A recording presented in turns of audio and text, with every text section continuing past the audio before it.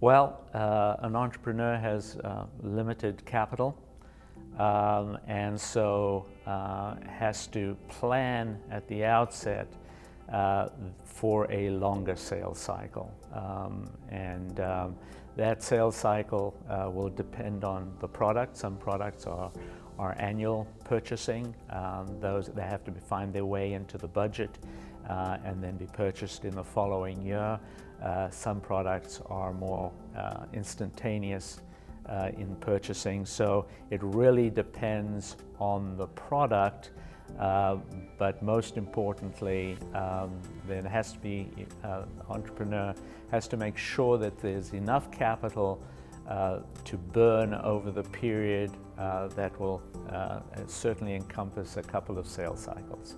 There's a variety of ways that entrepreneurs can overcome the challenges of the sales cycle. There are grant programs, there are obviously investors that they may meet.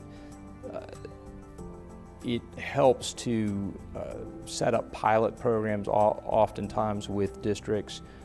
Try not to get too big too fast. Work as you can in a fairly tight geographic area, spend a lot of time on site making sure that you're refining the solution. And obviously, as any entrepreneur would try to do, look at ways to minimize your cost structure.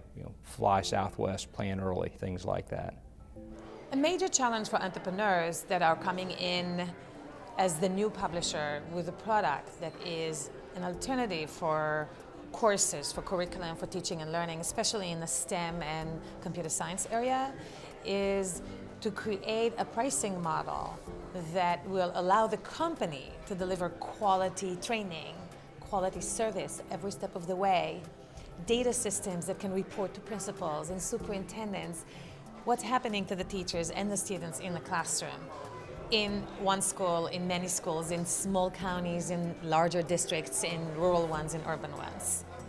And then all these things cost money. And how do you come with a price point that is tempting to the principals and superintendents to buy, but also is able to deliver the quality service to create happiness, to deliver happiness to teachers and students, is a major challenge. Here are some facts. If the school year starts on Labor Day, all of the major purchasing decisions for a school system probably got made April or May prior to that, which means to sell, and they take several months. The school district is a bureaucracy. Takes several months to make a decision, so you move back from May or April to January or February for when the actual kind of decision-making process started. Well, you need several months in a school district to talk to people, identify who the key decision makers are. So now you back up a couple more months and you're back to October or November. So to get a sale that actually occurs in September, your first contact probably has to be in October of the prior year. Well, because the sales cycle follows the school year cycle pretty much in advance of it, and there are always a lot of questions surrounding the next year's budget, the next year's appropriations, the next year's federal appropriations, as a matter of fact, where there's a lot of flexibility dollars in the federal appropriations for education. A lot of people don't realize that, by the way.